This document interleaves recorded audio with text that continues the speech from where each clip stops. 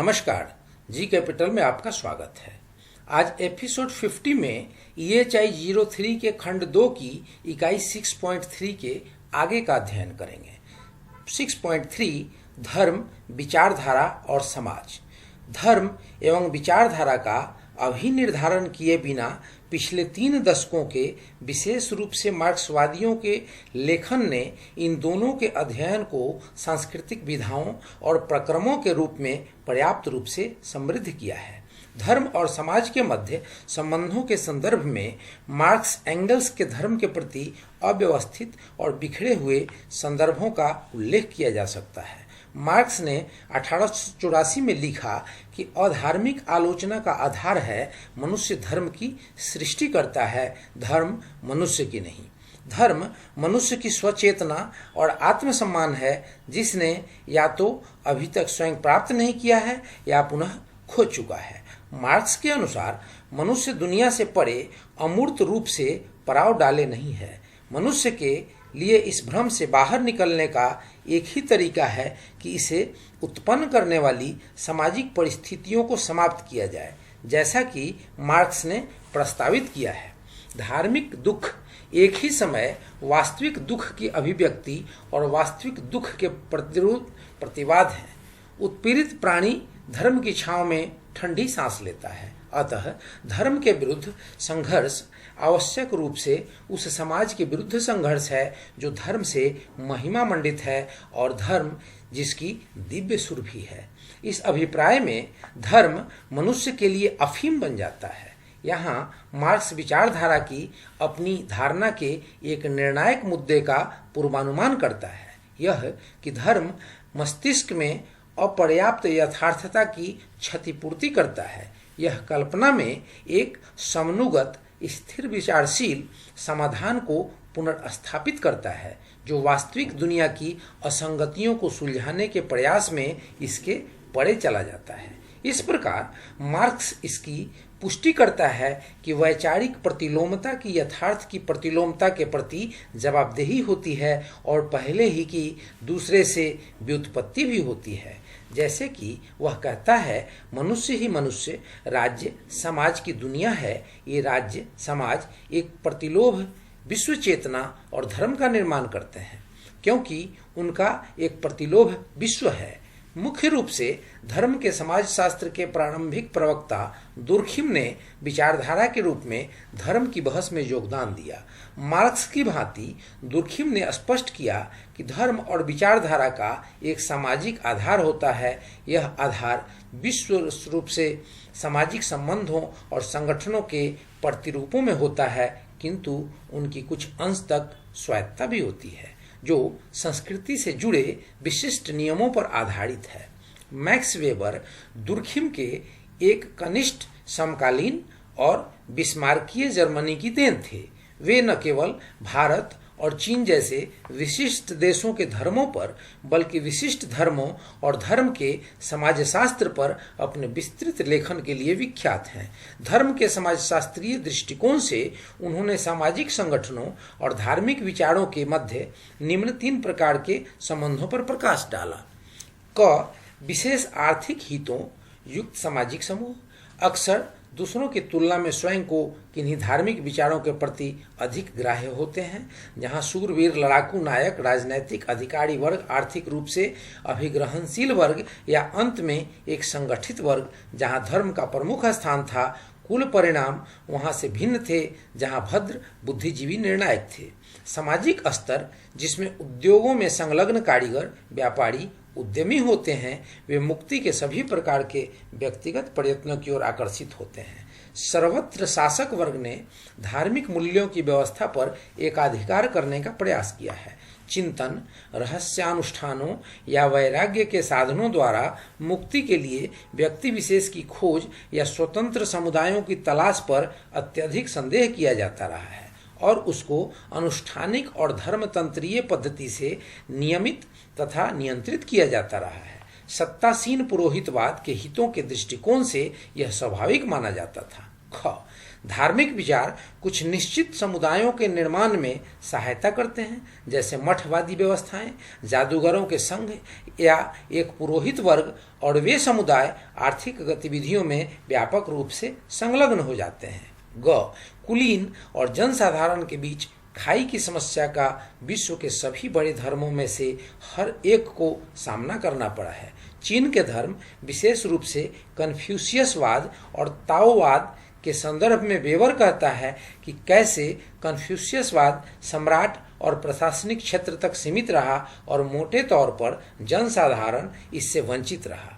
इसके विपरीत भारत में ब्राह्मणों ने, जो राजपुरोहित, आध्यात्मिक सलाहकार, धर्मशास्त्री और धार्मिक मर्यादा के प्रश्नों पर विशेषज्ञ थे, जादू की एक क्रमबद्ध बुद्धिसंगत व्याख्या की। उन्होंने अपने स्वयं के सम्मानपूर्वक जीवन के अभिजात्य हितों और उनके द्वारा जनसाधारण की विपत्ति मिटाने की आवश्यकता के मध्य समझौतावादी दृष्टिकोण अपनाया। वेबर ने निश्चय ही इस प्रकार के विश्लेषण द्वारा सामाजिक समुदायों और आस्था प्रणालियों या विचारधाराओं के मध्य निर्वाचित सापेक्ष बंधुताओं का एक अत्यंत सूक्ष्मग्राही और जटिल ब्यौरा प्रस्तुत किया है। तथापि वेबर की धार्मिक लंगरगाह की धारणा और उसके लोगों के कार्यों का निर्धारण करने में भौतिक हितों के स्थान पर विचारों के फैलने के प्रभाव पर बल देना उसे प्रति मार्क्सीय बना देता है।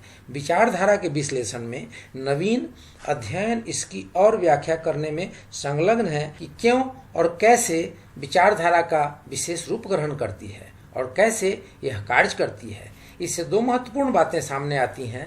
प्रथम, गिर्ज की प्रतीकात्मक नियम की स्वायत्त प्रक्रिया पर अधिक ध्यान दिया गया है, जिसका अध्ययन हम पहले ही कर चुके हैं। इसके अंतर्गत विचारधाराओं का दिलचस्प प्रतीकों की प्रणालियों और उन शैलियों के तहत जिसमें वे समस्याग्रस्त सामाजिक यथार्थता की युक्तिसंगत व्याख्या करते हैं, अध्ययन किया जाता है।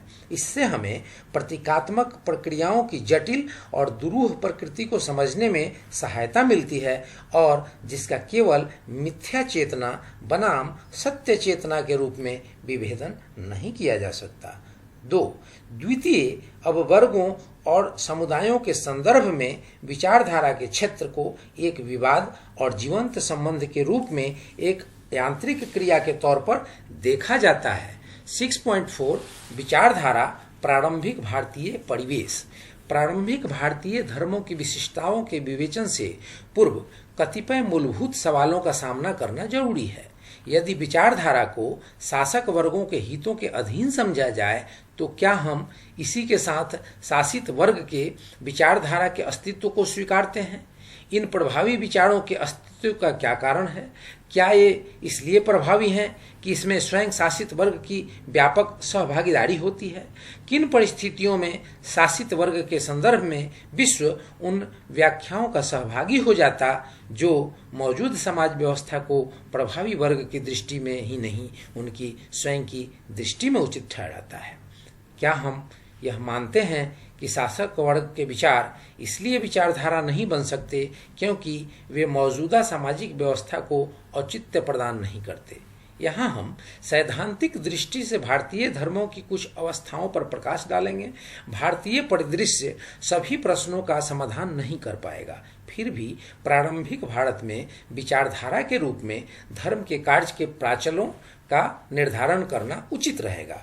प्रारंभिक काल में, हड़प्पा काल में शहरीकरण की वृद्धि के लिए धर्म का एक तीव्र कारक अथवा आलोक होने के सवाल को हाल ही के कुछ विशेष अध्ययन में प्रमुखता दी गई है। धर्म को जिस प्रकार नकारात्मक साक्ष्य पर इसके लिए श्रेय दिया जाता है वह इतना स्पष्ट है कि उसे अनदेखा नहीं किया जा सकता है। इसी प्रकार इसे विचारधारा के सदृश समझने का प्रयास भी अतिशयोक्तिपूर्ण है। यद्यपि कतिपय सामाजिक वर्गीकरणों का अनुमान करना असंभव है, किंतु कौशाम्बी के मताग्राही दावे के ब्राह्मण पुरोहितवाद का आदि रूप हड़प्पा के महानगरों में देखा जा सकता है से सहमत होना मुश्किल है। यहाँ तक कि अन्य कांस्य युग सभ्यताओं के समकालीन केंद्रों की समतुल्यता के संदर्भ में भी वी गार्डन चाइल्ड द्वारा सुमेर के पुरोहिती राजाओं पर किए गए सुस्पष्ट अवलोकन की सहायता लेनी होगी। यथा यह आर्थिक व्यवस्था थी जिसने ईश्वर को एक बड़े पूंजीपति और जमींदार को उसके मंदिर के लिए नगर बैंक में परिवर्तित कर दिया। यह लोगों की अतिरिक्त अनाज उत्पन्न करने की क्षमता ही रही होगी जिससे मोहनजोदारो, हड़प्पा और संभवतः कालीबंगन में भी विशाल अन्न भंडारों की आवश्यकता पड़ी।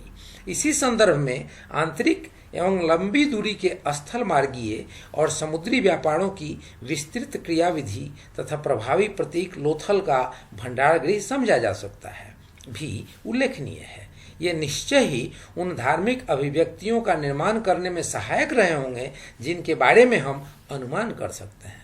उत्तर वैदिक युग में मूल उत्पादकों और उत्पादन व्यवस्थाओं के अस्तित्व को विद्वानों द्वारा सामान्य तौर पर स्वीकार किया जाता है। हमारा कहना है कि केवल इन दोनों के मध्य बल्कि अनुत्पादक उत्पादन से न जुड़े वर्गों के मध्य भी ब्राह्मणों और क्षत्रियों प्रतिद्वंदिता थी।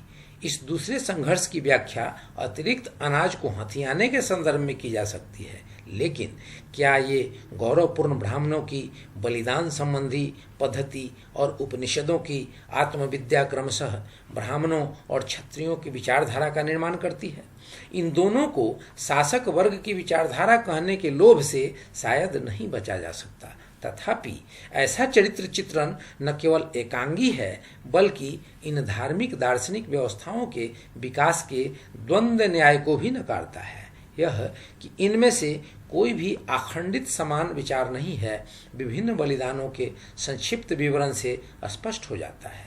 जैसे राजसूया की कई रस्मों में से केवल एक रत्नाविहिंसी प्रथा यह बताती है कि कैसे कबीलाई और मात्रिक तत्व वर्ग में मिला दिए गए हैं और कैसे पुरोहितों के प्रभुत्व का स्थान क्षत्रियों द्वारा प्रतिस्थापित होता है। इस तथ्य की उपेक्षा नहीं की जा सकती कि बलिदानों ने सगोत्रता के आधार से परे विशाल समुदायों की स्थापना की और लक्ष्य किया।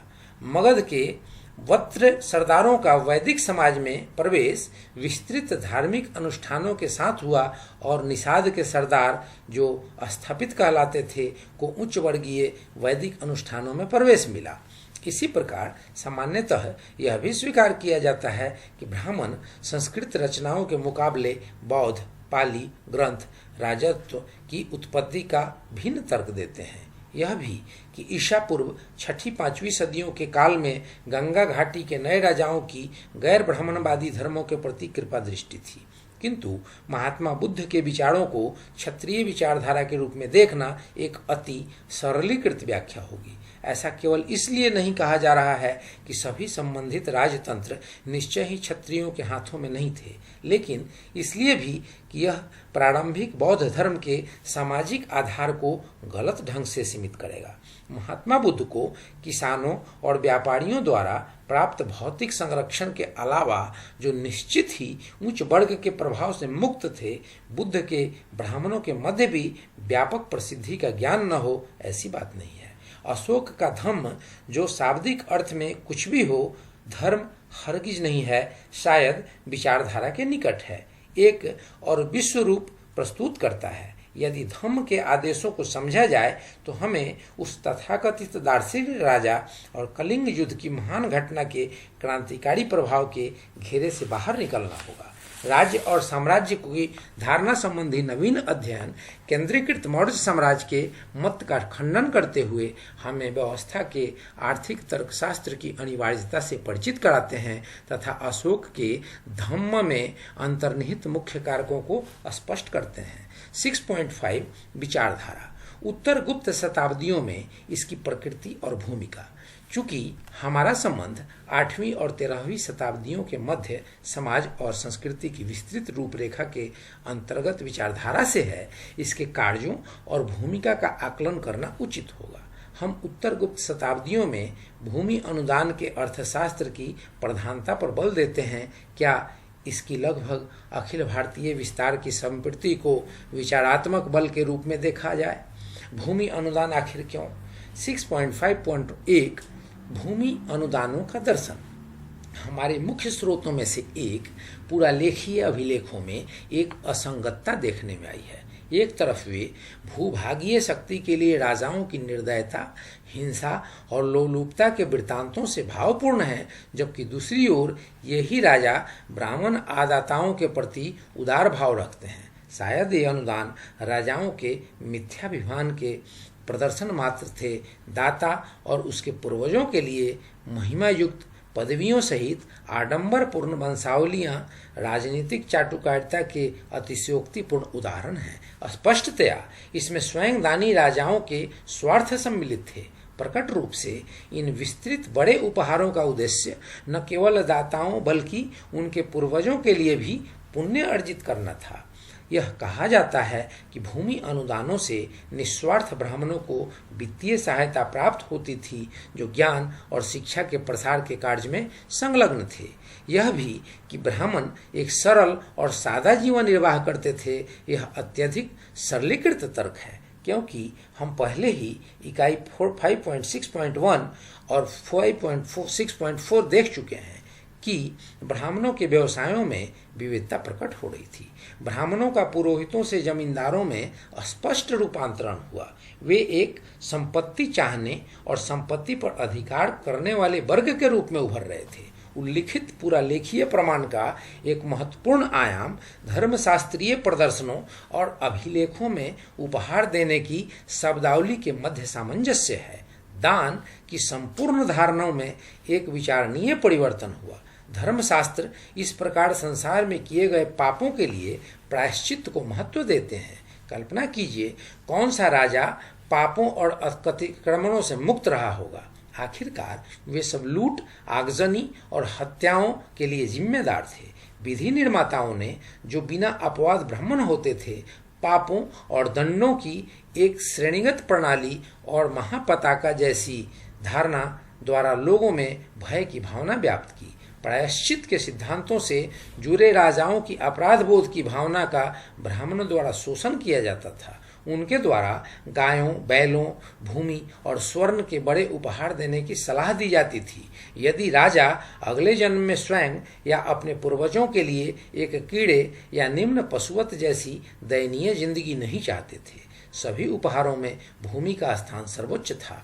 व्यास, जिसे पुरोलेखीय अभिलेखों में अधिकतर उद्धृत किया जाता है, का मानना था कि भूमि दानकर्ता 16,000 वर्षों तक स्वर्ग में रहेगा। इसी तरह कई पुराण यह बताते हैं कि भूमिदाता के भाग्य में अप्सराओं का आनंदमय साथ रहेगा। ब्राह्मण विधि निर्माताओं के लिए पवित्र ग्रंथ, गूढ़ सिद्धांत और परंपरागत कार्यों तक ही सीमित नहीं है, बल्कि ये नीति सूचक वक्तव्यों के साधन बन गए। क्या वे राजा जिन्होंने भूमि के विस्तृत उपहार दिए केवल ब्राह्मणों की धन लोलुपता के शिकार थे? निश्चय ही ऐसा नहीं है। राजनीतिक सत्ताओं के लिए वैधता की खोज एक महत्वपूर्ण उद्देश्य था। इस विषय को खंड 3 में विस्तार से समझाया गया है। विशेष रूप से देखें इकाई 9.7, 10.4 और 11.5। यहाँ इस संदर्भ में दाता और अदाता दोनों ही के हितों की पारस्परिकता को रेखांकित करना पर्याप्त होगा।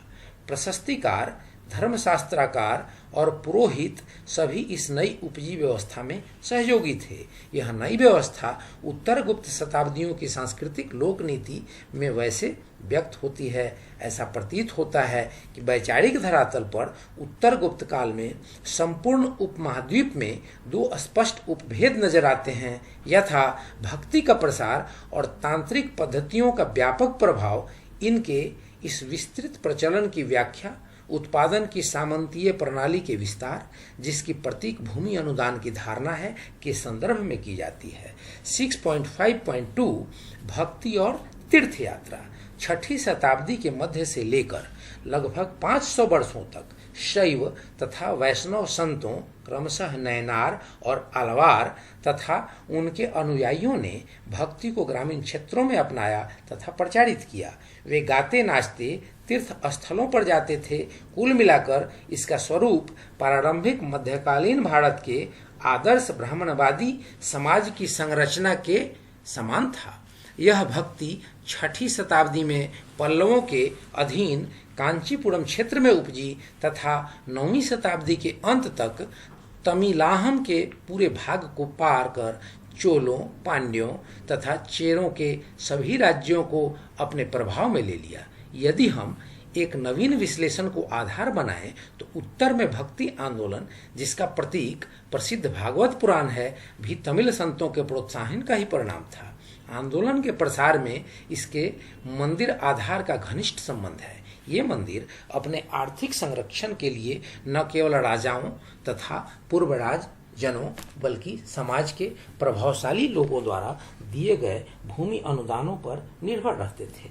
पल्लवों, चोलों, अलवारों और नयनाड़ों पर कुछ नवीन लेखन कावेरी घाटी में धान की खेती की बढ़ती महत्ता और फलस्वरूप ब्राह्मणवादी व्यवस्थापन, जो बदले में चोल शक्ति को बढ़ाने में सहयोगी रहा, पर प्रकाश डालते हैं। इसे स्पष्ट करने हेतु कावेरी में मंदिर आंदोलन के प्रसार का अध्ययन किया जा सकता है।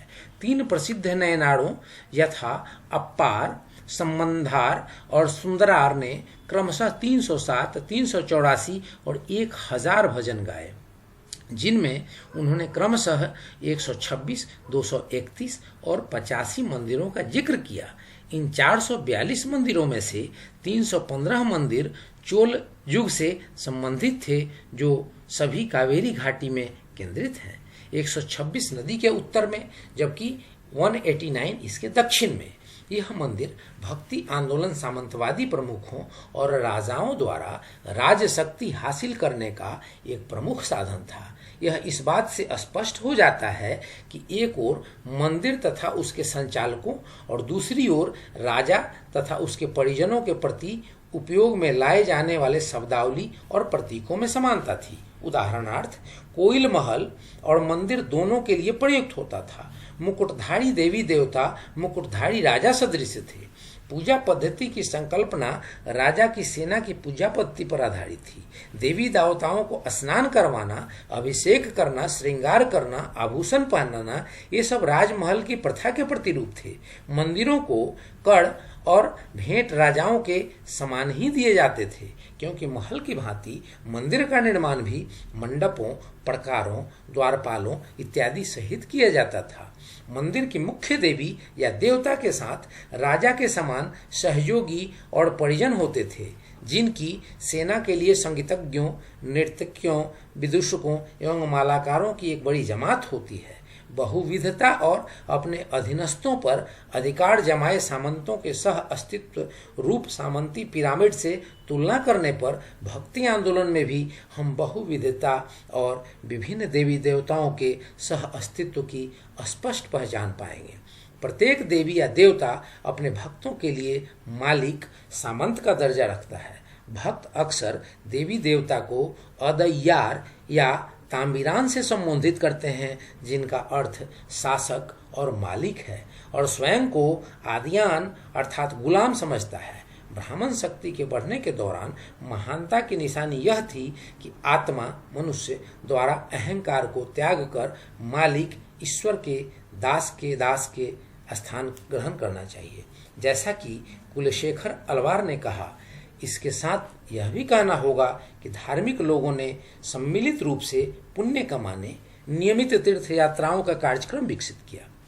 यह सर्वविदित है कि प्रारंभिक मध्यकाल का केवल ब्राह्मण साहित्य ही 400 से अधिक तीर्थों का वर्णन करता है, और केवल महाभारत तथा पुराणों में 40,000 श्लोक तीर्थ, उपतीर्थ और उनसे संबंधित दंत कथाओं से संबंधित हैं। और यही नहीं, इसमें न केवल बहुसंख्य स्थल पुराणों को ही किंतु ब्राह्मण और गैर ब्राह्मण तीर्थ केंद्रों से संबंधित तीर्थों पर विशिष्ट सार पुस्तिकाएं भी सम्मिलित की जा सकती हैं। 6.5.3 तंत्रवाद। उत्तर गुप्त शताब्दियों में भक्ति के समान तंत्रवाद सभी धर्मों में व्याप्त था। इससे तथाकथित अति नैतिकतावादी और गैर ब्राह्मण धार्मिक व्यवस्थाएं भी बच नहीं सकी।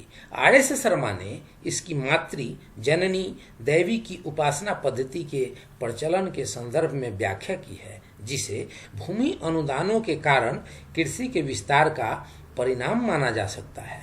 इस विश्लेषण का एक सुदूर आयाम पुरोहितीय संस्कृत तथा जनजातीय अवयवों की सांस्कृतिक अन्योन्य क्रिया है। हाल के एक साहित्यिक तथ्यों पर आधारित अध्ययन के अनुसार मार्कंडेय पुराण की देवी महात्म्य में लगभग 6ठी शताब्दी संस्कृत में प्रकट होने वाला देवी का प्रथम बोधशील वर्णन है। इसके स्पष्टीकरण को संस्कृतिकरण के संदर्भ में खोजा जा सकता है। यह ध्यान देने की बात है कि देवी पूजा की मूल प्रेरणा स्रोत गैर आर्यवादी और गैर संस्कृतीय है। केवल मध्य प्रदेश में ही शक्ति मूर्ति कला के एक सर्वेक्षण में 400 प्रतिमाओं का ज्ञान होता है। उनमें से बहुत के नाम जैसे चारचिका, उमरी माता, बीजासनी देवी, वेहा माता, विरासनी देवी इत्यादि उनकी लोकप्रिय जनजातीय देवियों के नामों को प्रदर्शित करते हैं। 6.5.4 वीर स्तंभ। हाल ही के कुछ वर्षों में कुछ अत्यधिक प्रेरक और उत्साहवर्धक लेखन में मृत्यु के धारणों पर इसके कर्मकांडों, धार्मिक विश्वासों तथा रिवाजों, कला रूपों और सबसे बढ़कर सामाजिक आर्थिक विकास के साथ संबंधों पर प्रकाश डाला गया है। इनके परिणाम स्वरूप उपमहाद्वीप के धार्मिक तथा कला इतिहास के एक अंधकारमय क्षेत्र में एक विशिष्ट शैली के साहित्य का प्रादुर्भाव हुआ।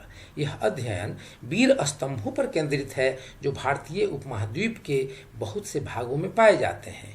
इन स्मृति चिन्हों का 1500 वर्षों से भी अधिक लंबा और लगभग निरंतर इतिहास रहा है, जो ब्राह्मण तथा गैर ब्राह्मण दोनों धर्मों में मिलता है। ये स्थानीय रूप से विराग, नाटुगल, पालिया, गोवर्धना स्तंभ, कीर्ति स्तंभ, छाया स्तंभ या केवल छतरियां स्तंभ, देवली इत्यादि।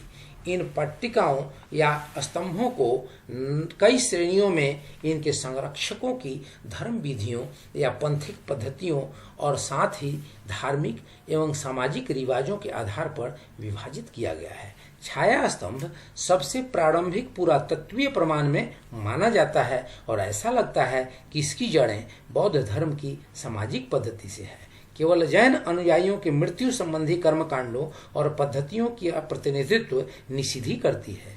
विरागल या कम से कम इस शब्द का प्रचलन यदि दक्षिण भारत की परंपरागत भौगोलिक सीमाओं को नहीं तो धार्मिक सीमाओं को लांघता है। कीर्ति स्तंभ, पालिया, छतरी, देहली और स्तंभ हिमालय और विंध्याचल के मध्य अधिकतर गुजरात और राजस्थान में पाए जाते हैं। वीर स्तंभों की शैली में परिवर्तन स्मरण किए जाने वाले वीरों की प्रतिष्ठा में परिवर्तन को प्रतिबिंबित करता है। कालांतर में उच्च जाति समुदायों के वीरों, जो अक्सर क्षत्रिय होने का दावा करते थे, का सुपरिष्कृत स्तंभों द्वारा स्मरण किया जाने लगा। वीर के धार्मिक संप्रदाय का संकेत भक्ति मत के प्रभाव के कारण रहा होगा। अति संवेदनशील आधार पर यह माना जाता है कि स्थलाकृतिकीय और पारिस्थितिकीय दृष्टि से इन स्मारकों की बहुलता उच्च भूमि भागों, घाटियों के दर्रों के आसपास परंपरागत रूप से समझे जाने वाले सीमांत क्षेत्रों में, जो अक्सर प्रमुख चारागाही क्षेत्र होते हैं, वनों के परिसर और भारत के जनजातीय भूभाग कहे जाने वाले क्षेत्रों में पाई जाती है।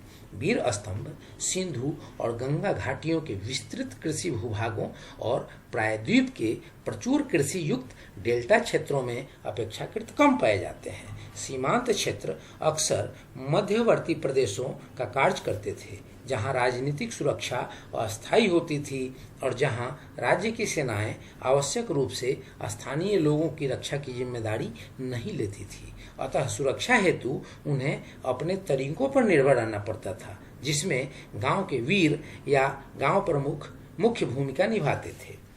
यह सामरिक कर्तव्यों के एक विकेंद्रीकृत राजनीतिक व्यवस्था में विभेदीकरण को प्रकट करता है। चूंकि ये स्मृति चिन्ह 6ठी शताब्दी के बाद के काल से प्रचुर संख्या में पाए जाते हैं, इस कारण एक तरफ भूमि अनुदानों के विस्तार और दूसरी ओर इन स्मारक स्तंभों के मध्य किसी प्रकार के सह संबंधों और सामंजस्य का अध्ययन करना उचित होगा। यह निम्न मान्यताओं के संदर्भ में और भी आवश्यक है।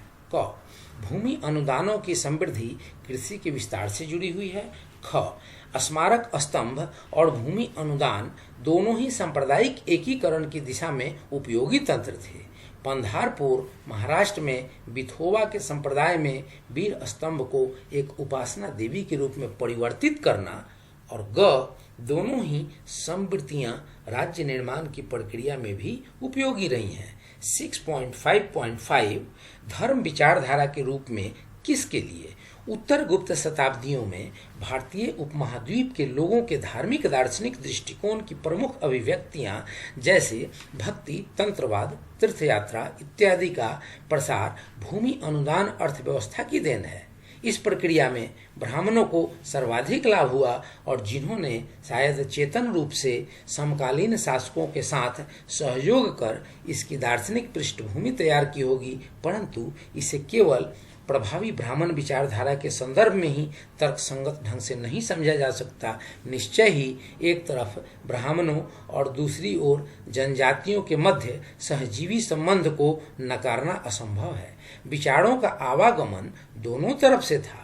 प्रतिमा संबंधी अध्ययन इस तथ्य की पुष्टि करते हैं जो अब तक केवल दिव्य प्रतिमाओं और उनके लक्षणों की पहचान, वर्णन और व्याख्या में संलग्न करते हैं। मुख्यतया कला इतिहास के ही एक हिस्से के रूप में माने जाने वाले इन अध्ययनों को बृहद और लघु स्तरों पर सामाजिक आर्थिक परिवर्तनों के अधिसूचक के रूप में शायद ही देखा गया हो।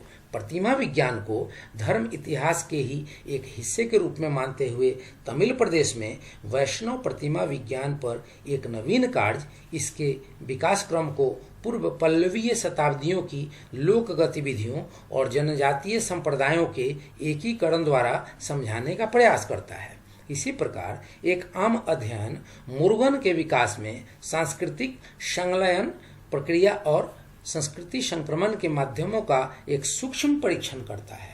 शैव कुल की इस महत्वपूर्ण उपासना देवी के विकास को दो सांस्कृतिक धाराओं संस्कृति और तमिल के बिना उनमें एक की भी अखंडित या एक आयामीय मानते हुए कि अभिसरण के रूप में देखा जाता है। दक्षिण भारतीय शैव परंपरा के अंतर्गत बलिदान और दैवीय विवाह का एक विश्लेषण भी किया गया है। ऐसा उन कई परंपराओं के परिप्रेक्ष्य में किया गया है जो उनके निर्माण में सहयोगी रही हैं, जैसे वैदिक, महाकाव्य, पौराणिक, प्राचीन तमिल, दक्षिण लोक प्रथाएं। बौद्धों और जैनों अनुयायियों के बारे में क्या कहें? भूमि अनुदान व्यवस्था के प्रभावों से भी मुक्त नहीं थे। यद्यपि बौद्धों के प्रभाव का दायरा सिकुड़ रहा था, जैन धर्म के साथ यह बात नहीं थी। विशेष रूप से कर्नाटक, गुजरात और राजस्थान में उसका जन मानस पर अच्छा प्रभाव पड़ा था, परंतु भक्ति, तांत्रिक पत्तियां और तीर्थ यात्रा की धारणाएं उनके मन के भी मुख्य अंग बन चुके थे। उत्तर गुप्तकालीन दक्षिण भारत में तथाकथित ब्राह्मण किसान सहयोग का विचार बहुत अपर्याप्त और बहुत अविश्वसनीय आधार पर लंबित है। यहाँ तक कि यदि भक्ति की भूमिका का विचारधारा के रूप में पूरी तरह से मूल्यांकन किया जाए तो ब्राह्मण राजा सहयोग के संरक्षण के काल में मंदिर आंदोलन के ग्राम में आधारित होने की परिकल्पना अपूर्ण सिद्ध होती है। उदाहरण के तौर पर तमिलाहम में भी, जहां इस ग्राम में आधारित मॉडल को प्रयुक्त किया गया, विस्तृत आंतरिक व्यापार तंत्र के साथ ही साथ एक महत्वाकांक्षी सामुद्रिक व्यापार का कार्यक्रम भी देखने में आया। व्यापारियों और दुकानदारों का मंदिर आंदोलन की वृद्धि में क्या योगदान था? शायद अलवारों और नयनारों की आक्रामक प्रवृत्ति से विशेषतः प्रारंभिक कुछ सदियों में गैर ब्राह्मण धर्म तमिलाहम से लगभग लुप्त हो गए थे, जिन्हें पहले वहां के समुदायों द्वारा सहयोग मिलता था। क्या व्यापारियों और दुकानदारों ने अपनी संलग्नता को नए मंदिर आंदोलन की ओर मोड़ दिया था? और क्या उन्हें किसी वैचारिक आश्रय की जरूरत नहीं थी? इसके स्पष्ट प्रमाण है कि व्यापारियों और उनकी सभाएं पर भूमि का नियंत्रण था और इसकी कृषि पैदावार में रुचि थी। आगे क्या मंदिरों ने जनसाधारण और पुरोहित वर्ग के बीच भाषा और कर्मकांडों के अवरोध खड़े नहीं करने चाहे? यदि विचारधारा को सामान्यतया वर्ग संघर्षों और विशेष रूप से शासक वर्ग के हितों के प्रक्रम में ही परखा जाए तो भक्ति की भूमिका को कैसे समझाया जा सकता है? यह दुविधा अन्य मुख्य उत्तर गुप्त कालीन धार्मिक अभिव्यक्तियों के साथ भी रहेगी। समाज में धर्म की भूमिका को विशेषतः एक विचारधारा के रूप में जनसाधारण न कि वर्गों को प्रभावित करने की क्षमताओं के संदर्भ में देखना चाहिए। तो फ्रेंड्स, यहाँ होता है चैप्टर समाप्त और यहाँ होती है इकाई 6 की पूर्ण समाप्ति। अब इसके कुछ बोध प्रश्न हैं, उसको देख लेते हैं। तो बोध प्रश्न में पहला है कि धर्म, विचारधारा और समाज के मध्य संबंधों की चर्चा कीजिए और 15 पंक्तियों में उत्तर दीजिए। दूसरा है, उत्तर गुप्तकालीन शताब्दियों में विचारधारा ने क्या भूमिका अदा की, 10 पंक्तियों में उत्तर दीजिए। तो फ्रेंड्स, अब इन सारे लेक्चर्स को सुन करके और आप इन सारे बोध प्रश्नों का आंसर अपने आंसर शीट में तैयार करें और उन्हें कंठस्थ और मनस्थ करें और इसकी बार बार स्टडी करें और बार बार इसको लेक्चर को सुनें और सुन करके अपने एग्जाम की तैयारी करें। और फ्रेंड्स, वीडियो होता है यहीं समाप्त। अगर वीडियो आपको अच्छी लगी हो तो बेल आइकन बटन प्रेस करना ना भूलें, ताकि ऐसी इन्फॉर्मेटिव वीडियो सबसे पहले आप तक पहुँचे। और इस वीडियो को लाइक, सब्सक्राइब जरूर करें। जय हिंद, जय भारत।